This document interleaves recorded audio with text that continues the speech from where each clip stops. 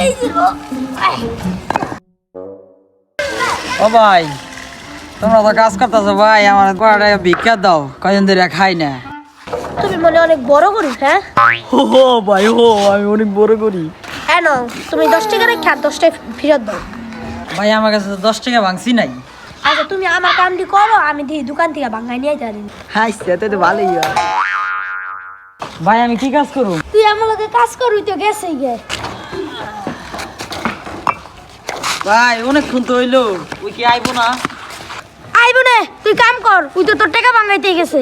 আরে আমি এতক্ষণ ভিক্ষা করলে কত টাকা কামাই হালাইতাম, কোন সময় আইবো?